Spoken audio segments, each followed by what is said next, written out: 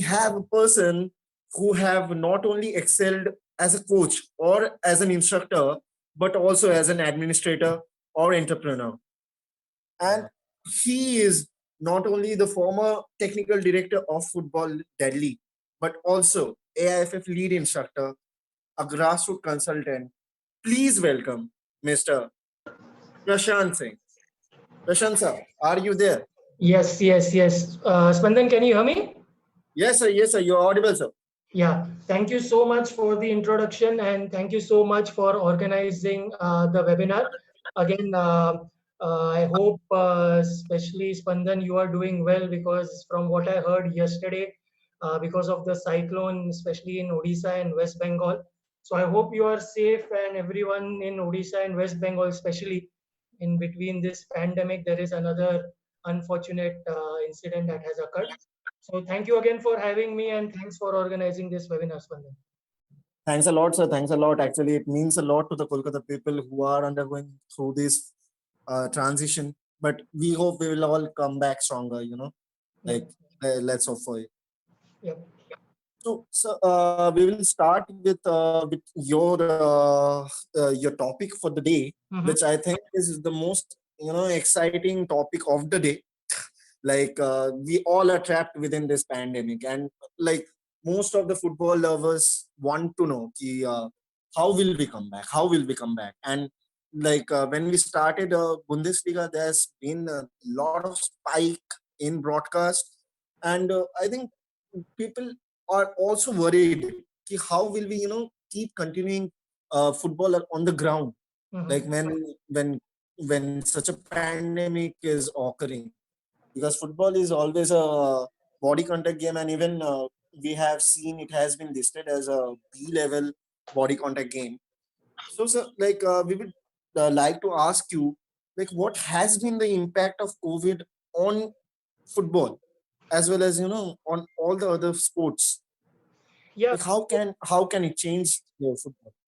Yeah. So I mean, it is quite evident that the pandemic has had a big impact on the sports industry, not only in India, across the globe.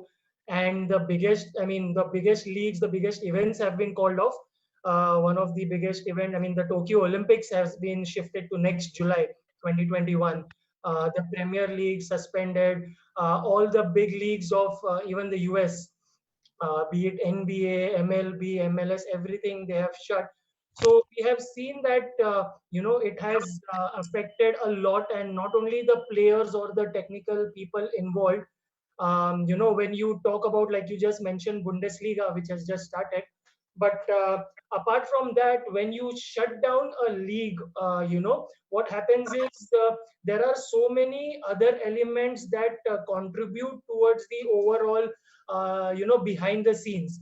So like your broadcasting team, your production team, your volunteers, your graphic designers, like there are so many production houses, especially in Mumbai, which whole and soul depend on, say for example, IPL. उनका पूरा their whole business, their whole company revolves around marquee events like IPL or Pro Kabaddi. So all these even these small businesses, these production houses, these broadcasting agencies have taken a big hit. uh, Apart from that, like you mentioned, Bundesliga, what this pandemic has done is, now that everyone is under a lockdown, everyone is home, the screen time has increased for everyone, not just the children, even the parents.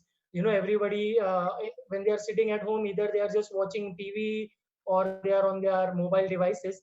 So what has happened is the screen time has increased, and there is a lot of demand for content, for new content or live content. So as of now, news is the only new and live content which is out there. And like you mentioned, Bundesliga, it was the right time for them to start because the TRP of Bundesliga has gone off the roof, and even the K League for that matter. Nobody knew what K League was, but then there was this OTT, operators coming in, and even K League, they started broadcasting live. And there is a lot of appetite, there is a lot of demand for new content and live content. how many times would people keep watching the classic games or the classic movies or Netflix, whatever. So the demand for new content and especially live content is big. That's what these leagues are capitalizing on.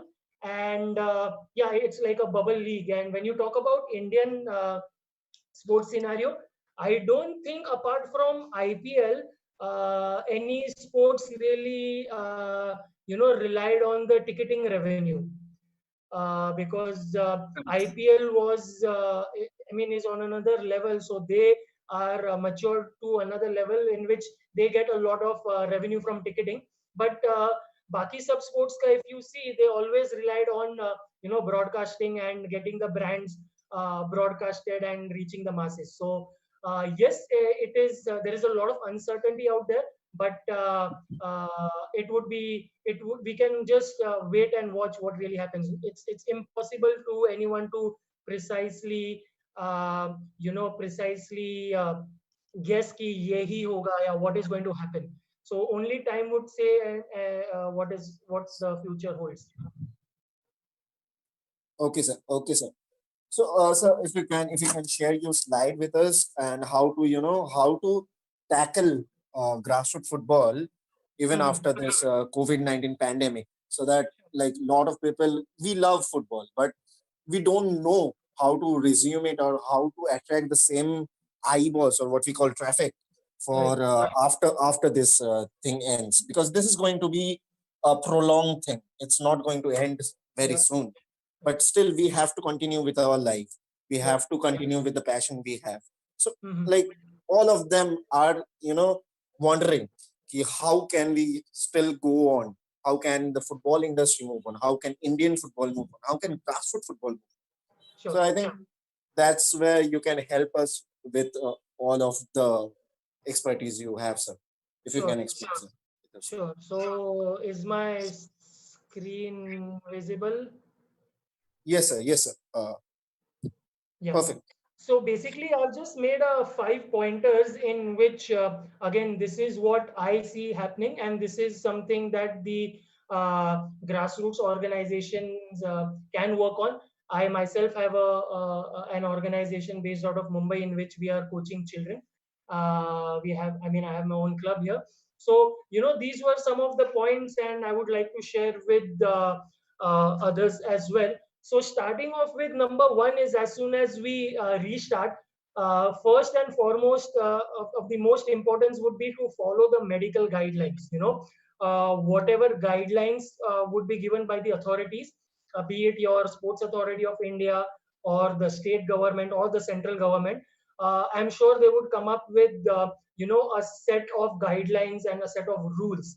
And especially when we are talking about contact sports, like football, so these would, sports would be started, I think it would be phased out.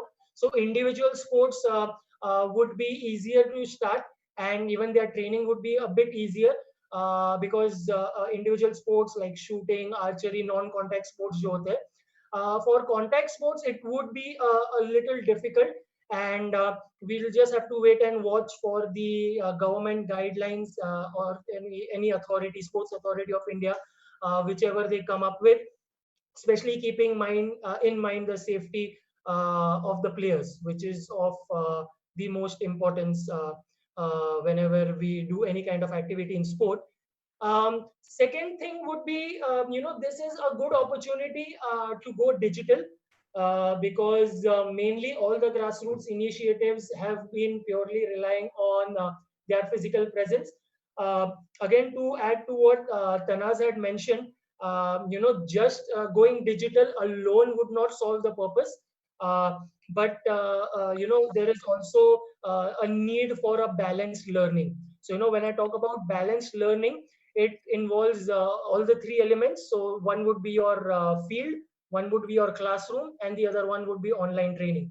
So because the way the current generation is learning things, is getting information within a few clicks, even the way we teach, we have to adapt the way we teach as per the the way the society and especially the younger ones are evolving. So we cannot teach in the same way like we did for the past few decades. So the ways of teaching have to be revolutionized, and one of the important things would be to have a balanced learning environment created for all the players. Again, to repeat, it would be your training field, your classroom, as well as online. So these three things together would give a balanced learning. And again, to come back, digital is something that most of the grassroots initiatives lack, and this can be used as a good platform, like to spread knowledge, spread awareness, and some maybe some e-learning modules as well.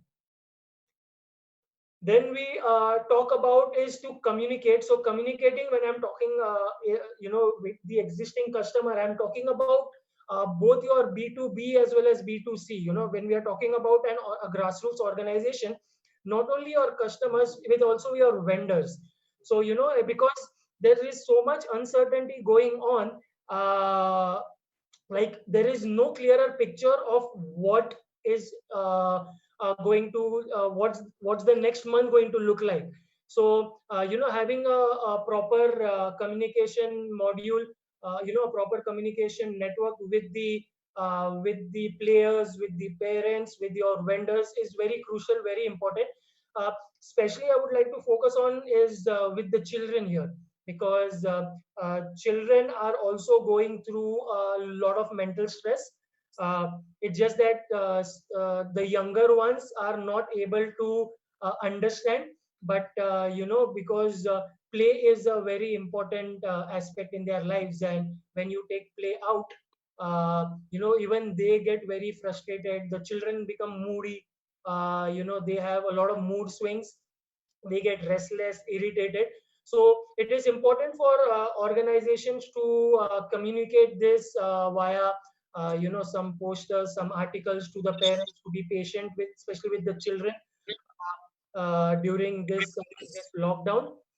Fourth important thing is the service that we offer. It has to be that it is very important that we the grassroots organizations, if not already done, we have to place ourselves that our initiative, it's our motto or our objective is not only to create India players. It is also like Mr. Kundan Chandra also mentioned, it is also towards a holistic development of a child. We are talking about a lot of soft skills. Mr. Chandra emphasized a lot on the empathy aspect, and there is a lot of soft skills that the children learn through grassroots. And the major objective of grassroots is, the first objective is to create good human beings for the society, and the sporting aspect is a second after the human values that we add. So that is something which is very important, and which we have to keep in mind, especially in this age of technology. What is happening is children are interacting less, and that is very alarming, because the interactions level have gone down a lot compared to our childhood, if you see. And that is very alarming, because a lot of psychologists have said that a lot of psychologists have said that the future generation might be more depressed than the current generation. It is because the humans need to share their emotions, whether it is joy, whether it's sadness, and it comes through human interactions. And as soon as we lower down the human interactions, there is a lot of gap in the emotions that we share with each other. So that is something, that is one alarming thing that we have to keep in mind. And lastly, I would like to say is that we have to be innovative and flexible in whatever the future has to offer, because this is unprecedented. I mean, none of us have experienced this before. And not only the sporting industry or the ecosystem as such, neither have the tourism, the hospitality, the entertainment industry. None of them have seen anything like this before. So yes, like you mentioned, Spandan, the world after this pandemic is going to be different. The way we do our businesses, the way we interact with people, the way the society functions is going to be different. And organizations, especially at the grassroots level, have to be innovative and flexible towards the change that we are going to see. Correct, sir. Correct, sir. So, in this regard, I would like to ask you, like, Mhm. when the parents after this pandemic, after this lockdowns end, and Mhm. after we start practicing football in patches, they Mhm. will be pessimistic. Let's be honest. We know they will be a bit pessimist about it. Okay, I will not send my son or I will not send my daughter out because this is a body contact game. Yep. But then again, like when we start studying football, we it's a very common fact that football or any kind of sports, for a matter of fact, increases our immunity. Do you think like that factor, like increasing the immunity through football, can be tapped across as a reason to draw a lot of players into the sport? And we can is do you think is there other ways, other innovative drills, other circuit trainings through which we can still maintain a bit of social distancing, distancing, and also lure everyone to come into the football thing? Your thoughts on this, sir? Yeah, Spandan. So basically, when you talk about immunity, yes, of course, any kind of physical activity for that matter boosts immunity, especially in the young children. But the thing is, parents would definitely be skeptical, and especially if you see the pros and cons, uh, there is, especially when you talk about football, immunity boost, yes, but then again social distancing is something that is very very tough when you do your football training. So of course when you do your football training, probably when you start off, whenever that happens, there is no specific date that has been mentioned, but whenever football does kick off, your mask and your gloves would be something that would be common. And I think it would be one of the last sports that would restart, because again the proximity of the players with each other, it is, even if you call, say for example, if you are practicing on a 5v5 turf, and even if you call 10 children and you keep them, you make 10 by 10 grids for each one, and you just keep them inside the grid, inside their own grids, but then there is only so much that you can achieve out of that. Yes, you can work on their individual skills, but then beyond that there is not much you can do, and all these things can easily be achieved in their own, playing in their own gardens, building के नीचे जो gardens होते हैं, their clubhouse, their backyard, or in their terrace, if they have enough space in their house. So football, for me, parents would definitely be a bit skeptical, and rightly so, because again it's a contact sport. And when we do actually see the government and the authorities giving a green signal, and I see that happening only after the schools restart. Only when the schools restart is a good time, for children to come into sports training, where it is a group training, not individual training. So I would say it is only after the school starts, and individual training can be done, and I think would be done in an isolation until at least the next few months, is what I think, instead of grouping the children together, especially when they have children under 10 are have anyway less immunity and are more prone to the virus. Correct, sir. Correct. So, like you have mentioned, we need to go digital. Like we have gone digital, but still we need to go digital a lot more. Now, in this regard, during the pandemic, especially during the pandemic, we have seen a lot of corporate units going digital, as in they are giving lessons, footballing lessons through online sessions. Yep. Maybe just a video call or maybe a kind of a Zoom thing. Mm-hmm. But like in the long run, how do you think the online training procedure can be successful? And how do you think, how feasible do you think it is for a long-term vision? Like not only about pandemic, but on a long-term vision, what do you think? What is the future of online training? Yeah, yeah. So, like you rightly mentioned, going digital, I mean, this has given a good, pandemic has come out as a good excuse for everyone to go digital. Initially, going digital meant ki, you should have a Facebook page, Instagram page, and a Twitter handle. So, for anyone ki aap log digital ho, yes, we have a Facebook page, yes, we have Instagram, and yes, we have a Twitter handle. So, uh, going digital was initially only limited to social media, but now what we are seeing is, when we talk about going digital, there are a lot of CRM tools in which, there are a lot of third-party applications to for proper CRM, as well as there is going to be a lot of technology that will get involved. There is already something that EA Sports and FIFA is working on. Apart from that, talking at the grassroots level, what happens now is, like you rightly said, a lot of coaches and academies are taking online sessions. So once everything goes back to normal, what can happen is, even after the training sessions are on, you can still have a lot of content which is on your CRM tool, which can be your own app or whatever, and which the children can go home and revise and do it as a homework. So like I said, a balanced learning. So a balanced learning would not only be, say for example, in my academy, a child comes twice a week for training.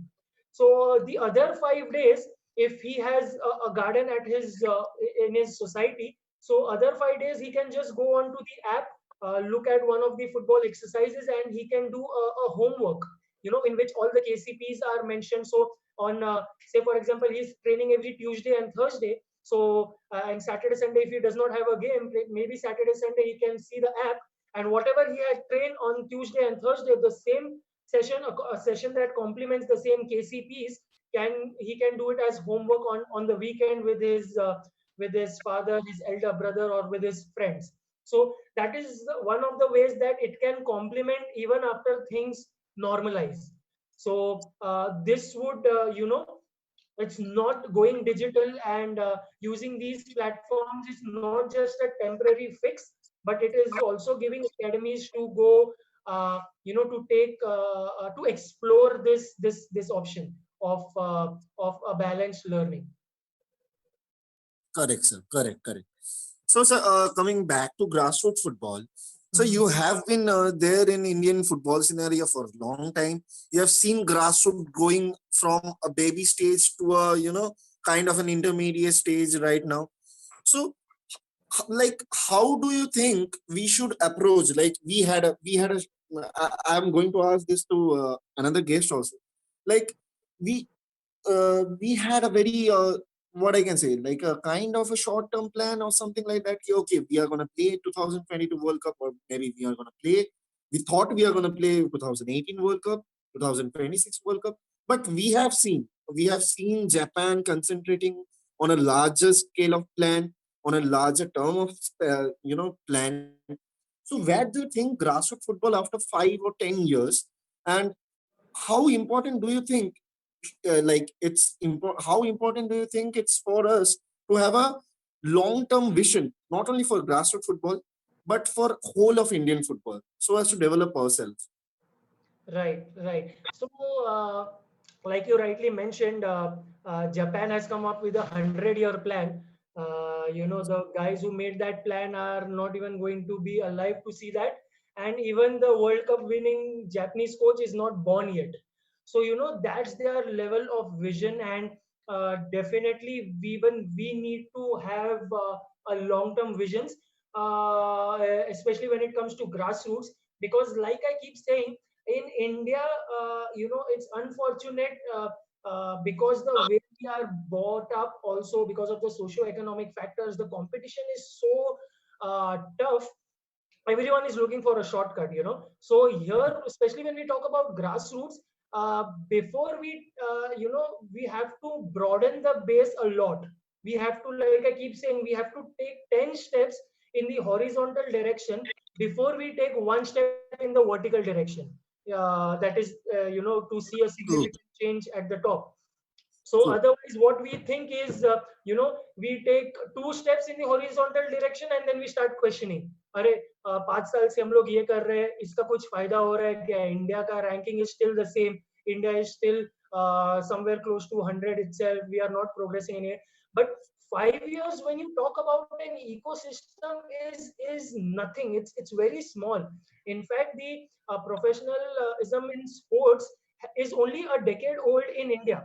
Apart from cricket, all the other sports, the professionalism came in only a decade back, and which is a very short term. So देख के भी ऐसा सुन के लगता है कि 10 years is a big time, but when you talk about creating a culture, when you talk about having the right kind of effects or gauging the effects of the policies, it is a very short term when you talk about a 5 year or a 10 year thing. So yes, the planning has to be on a long term, and there have to be long term targets. But when you talk about short term events like the FIFA World Cup that India is hosting, of course, even these events are important because they act as a kind of a catalyst.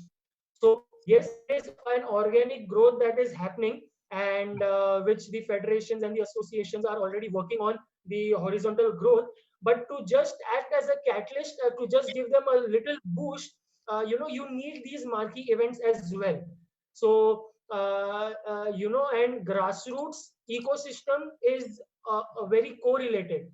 There is no isolation. ऐसा नहीं बोल सकते कि player development आप ऊपर कर लो तो अपने आप पूरा country का culture would be solved, or India would qualify for the World Cup. Probably we'll have a good generation, we'll have a golden generation, but nothing more. So it's not just the player development, it's not just the coach education, it's not just the giving the platform. The entire ecosystem has to grow together. And when I talk about the ecosystem, it's everybody who's directly as well as indirectly involved in football. We are talking about parents, we are talking about other businesses that are dependent on grassroots, and the number one step would be like previously discussed by Jan and Mr. Chandra as well, how many children in India are actually playing football. That should be the first target, to have, because our 1.3 billion population doesn't really matter unless you have actively playing children playing actively, and the number of those children playing actively is large. So number one would be to broaden the base at the foundation level, and once we take 10 steps, only then should we think of one vertical step. There's no shortcut as such. Correct. Correct, sir. So on this regard, I was wondering, like coming back to digital front again, like Tanaz ma'am was saying, yeah, we can go digital, but we have to think about the remotest part of the country as well, because we can't go digital in everywhere, right? Rural India, and astonishingly, we have a lot of footballers who are coming through this part of country. Not too much from metropolitan cities or somewhere, but there are players who are coming up from Sangli, who are coming up from Kolhapur, who are coming up from the rural system. Right. So how important do you think scouting plays a part in finding these talents up from the rural places, and how do you think we can implement the professionalism as well as the grassroots development plans in a rural system where there is not a scope of like a huge business or something like that? How do we approach in those parts? Yeah. So like rightly mentioned by Tanas, going digital is not the only solution, but it is a part of it is a part of the complete package of learning. Because if you see the future, India currently has the second highest internet users in the world, and as we go day by day, the numbers are going up. So it is like she also mentioned, the accessibility via a digital platform makes it even easier to reach places at once with a limited logistical cost. Because if I have to give a very scenario example, if you see TikTok, so like the kind of penetration it has got even in the rural areas, and even if you talk about a smartphone. So right now, even if we see everyone is having a smartphone. Yes, if we talk about really like a small town village, yes, there are many things that have to reach there before the other programs reach. So yes, if it is difficult for a digital platform to reach, it is also difficult for us to physically reach each and every corner of the country. Again, not just saying that digital is the only way. It has to be balanced, and I think the way India is moving towards digitalization, it is the future, and it has to be in a balanced way. Of course, there has to be a good balance between both digital platform as well as doing physical events and seminars and workshops. Of course, they do add. Uh, because if you see look at some of these microeconomies, especially when it comes to agriculture, even they have digitalized a lot of their content, because they are the ones dealing with farmers in remote places. Correct. So that is something which we can learn from a lot of other industries and verticals, and take their case studies and see what policies have they what are the policies that they have introduced and what has the impact been like. And after studying those policies, even we can come up with something regarding to football. And talking about the scouting, like the previous topic went about the baby league, scouting ke liye, for now there is no platform to scout. See, scouting only works once you have a platform. So once you bring the children to a platform, only then you will be able to scout players. So if for example I go to a village and I see a child who's exceptionally well, but I don't know, probably because he's exceptionally well because the other players are not good enough. And is he exceptionally well for 6 months, or is it just one of the days? So that's where a platform like baby leagues come in place. The more penetration that the baby leagues get, so the baby leagues act as a platform in which they are giving regular matches for a prolonged time. So creating a platform is the priority, and scouting is I mean, once you have a platform, only then can you go and scout. You cannot go and scout अगर एक गांव में एक बच्चा है, तो you cannot go and scout, and you cannot go to that village just to see that one child. So instead there can be a village that is hosting a baby league in which there are children from across, I mean, within the vicinity, but बाकी के भी दो चार गांव के बच्चे आके खेल रहे regularly, then that becomes a good platform to scout. So platform is uh, uh, is I think very important before we get into a lot of scouting. Correct, sir. Correct, correct, correct. Like that's a wonderful answer to all of the viewers out there. Like all of them might be having this question. Yeah, okay, we are 1.2 billion people, and still we can't find the 11 correct players who can represent us. Maybe that's the answer. Ki we need to have a lot of platforms. Until and unless that is achieved, we can't get into the Asian level, leave apart, world class level. Like that's what we have to achieve at first, getting into the AFC Asian Cup much more regularly. Yep, I yep. think that should be the Yeah. vision. So to add Anyways, to that, yeah, so just to add to that, like India faces a very unique challenge, because when you talk about India as a country, every 200 kilometers, the language is changing. Every 500 kilometers, the the way people eat, the cuisines change. Then every state has its own culture, its own tradition, its own language. So India is like a continent, and to have a one size fit all, it becomes very, very difficult. So while I was working as a consultant with the government of Odisha, so it was easier to form a good team of Odisha as a state, because at least there were a lot of similarities and a lot of common ground amongst all the players within that state. The language was something that got all of them together. The food habits, the culture, the tradition. But when we talk about India as a whole, like a player from Kashmir, a player from Mizoram, a player from Kerala, it is a task to get them together on a common platform. They sometimes they don't even speak the same language. I was talking to some of the national team coaches I mean the youth team coaches, Indian youth team coaches.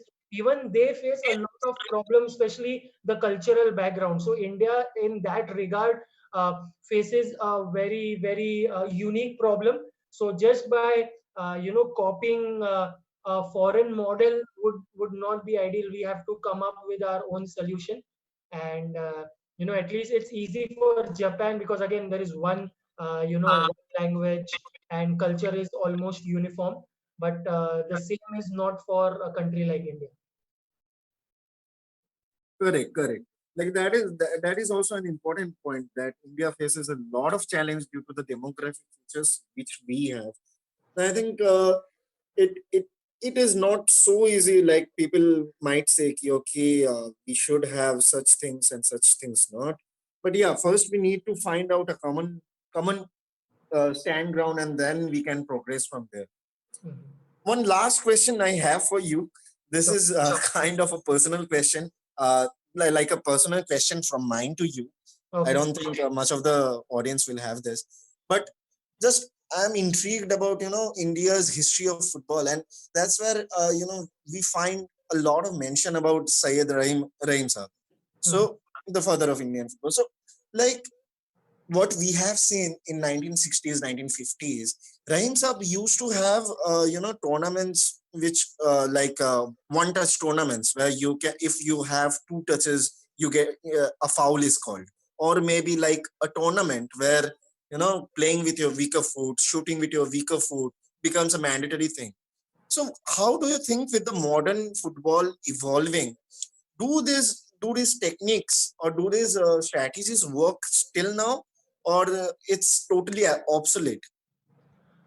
You, No, I mean, it's not obsolete, but yes, what we do is, within our training session itself, we do give conditions, and the conditions are given for a specific reason, because these conditions are a way of finding a solution. So before introducing any kind of solution, we should be identifying the problem. And in the past few decades, we've seen football evolve a lot. Like from individual excellence to total football. And the previous generation relied a lot on pace.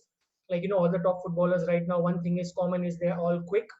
Now the future of football, the trend that is going towards the modern game is towards the intelligence, collective intelligence of the entire of the squad. So here, what we can say is, yes, of course, there within the training sessions we do add conditions, and but the condition has to have a reason, and the coach is the best judge of his own team. A coach knows what his team requires, because he's the one who has identified the problem. So instead of copy pasting someone else's a solution, yes, sometimes they work, but first and foremost, it is important to identify a problem.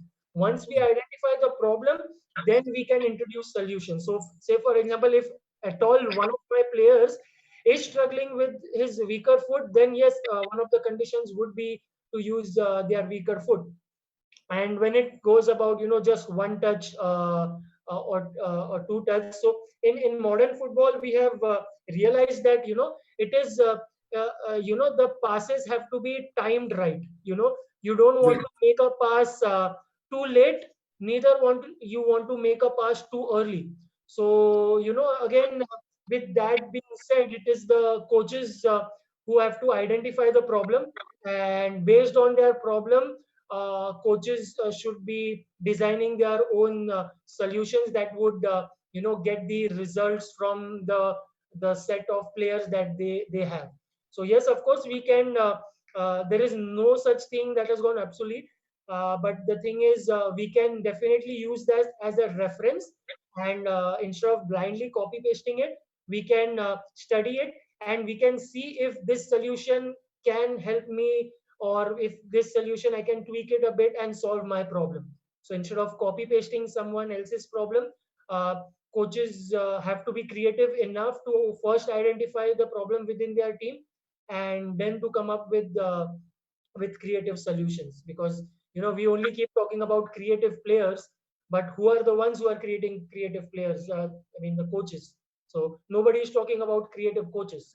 So coaches are the ones who are and coaching is nothing but problem solving. That's coaching. You identify a problem in the match, then match में मेरा ये problem है team का, and then I take a training session, and I'm just trying to solve the problem of a match within my training session. So it's just problem solving. So I hope, Spandan, that Correct, answers. correct. So thanks again. Thanks a lot for taking out your time and answering so many doubts in our mind. From COVID-19, starting from COVID-19 to scouting to grassroots football. I think you have answered a lot of questions from the minds of the Indian football fans. And we sincerely thank you for taking out a time from your busy schedule, and we hope in the future also we will be able to make a lot of webinars, a lot of seminars with you, and we can answer a lot of doubts of the Indian football fans, and we can grow ahead. Thanks a Thank, lot again, Prashant sir, thank for you so connecting much. via us. It's been a pleasure, sir. It's been a Thank, pleasure. thank you so much.